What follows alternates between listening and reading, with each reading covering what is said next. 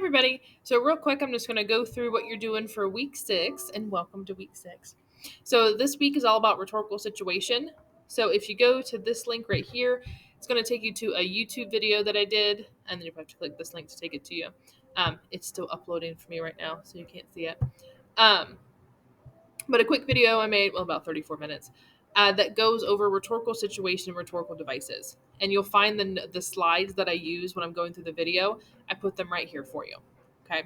So make sure you are referencing these notes in this video before you go on to the assignment. You've probably also talked about rhetorical situation and rhetorical devices with your other English teachers before. So make sure if you have previous notes or previous knowledge on the topic, add it into what I'm explaining. Um, but your rhetorical situation and devices is a really big portion of how we write our essays, how we brainstorm them out. So it's really crucial that you're taking the time to take notes and utilize these slide notes in the video lecture over rhetorical situation and rhetorical devices. Once you're done with all the notes and all of that, your assignment for this week, and there's just one, is over rhetorical situation, rhetorical devices. It's having you practice utilizing them on your own for a particular scenario. You're always going to use your rhetorical analysis um, or rhetorical situation devices for every paper you ever write. So I want us to practice doing one without writing a whole paper that goes into it. Okay.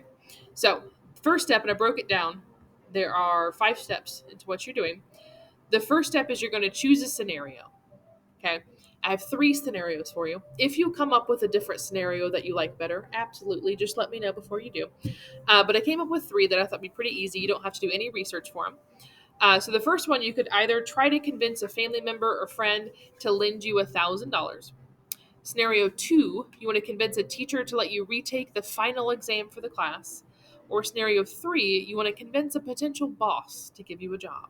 Okay? So that's your purpose you're deciding on, which will make more sense once you watch the notes. Step 2, you want to choose the audience. So who are you arguing to? So if I chose scenario 1, that I want to convince a family member or friend to lend me $1,000, then I probably choose my brother. Okay, I'm going to ask him to lend me $1,000, and I have to figure out how I'm going to convince him to do that. Okay, so step 1 and step 2 is just figuring out what you're going to do. Step 3 is then you're creating your rhetorical situation for that scenario. So brainstorming, how am I going to figure out how I'm going to convince my brother to give me $1,000 and not laugh in my face? Okay. And so you're going to go through and plan out your rhetorical situation for that scenario. So who your audience is, it's my brother. What's your purpose? To get $1,000 right when I'm asking him for it or within a week of it. Okay. And then your context, genre, medium, occasion, how you're choosing to do all of those based on your audience and your purpose. Again, make sure you're going to the notes to figure out what those aspects are. So you're making a doc, put it in MLA or APA format, and you're going to bullet point out, you're going to tell me what your scenario is, and then bullet out all of your rhetorical situation that you're planning for that scenario. Underneath your rhetorical situation, that you're then going to take your rhetorical device notes and figure out and tell me how are you going to use ethos, pathos, logos, your rhetorical devices, upside down triangle. How are you going to use those in your scenario based on your rhetorical situation? So, for example, for my ethos, if I have to convince my brother to give me $1,000, I'm definitely going to have some really good ethos, some really good evidence to make him feel like, to convince him that I'm going to be able to pay him back, and like it's a good investment if you lend me $1,000 right now. So I'm definitely evidence. I'm going to show him my paycheck stubs so he can see, like, yeah, I make enough to pay you back. Don't stress. I'm also going to create a budget where I budget out my money for the next month. And he can see, hey, I've budgeted out, so I'm going to pay you back in a month. No problem, no worries. You can see it right here. Here's how I'm budgeting it. I've got it. I'm also going to show him, hey, here's what I'm doing with $1,000. Here's all my research on it and how I'm going to make money, and you might make some money too, whatever it's on. So part of my rhetorical device explanation, I'm going to explain how I'm using ethos for that. So what you're going to do is in 1 to 2 paragraphs, explain to me how you're going to use ethos, pathos, and logos for your particular scenario and rhetorical situation. Okay. And you have to come up with your scenario first, then your brainstorm rhetorical situation, Then you're explaining how you're using Ethos, Pathos, Logos. The final step, we talked about writing strategies last week. So after you figured out how you're using Ethos, Pathos, Logos, then I want you to think back to your notes from week 5 and tell me what writing strategy would work best to be the most convincing for your scenario. So, should you narrate something? Should you describe something? Should you define? Should you compare contrast? So, for my example, if I'm trying to convince my brother to give me $1,000, right? I'm definitely going to do a lot of describing, very descriptive of how I'm spending his money, why I'm spending his money, how I'm going to get his money back. I also might even include some defining.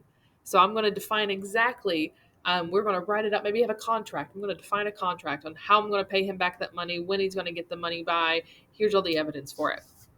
So those are the writing strategies I would use within there. So in 1 to 2 paragraphs, then you're going to explain to me how you're using that writing strategy and show it to me. So if my medium, if I chose I'm going to have a conversation with my brother to ask for this money, I'm going to write out like a 1 to 2 paragraph script of how I would describe and define what I'm spending this money on and how I'm going to pay my brother back within there.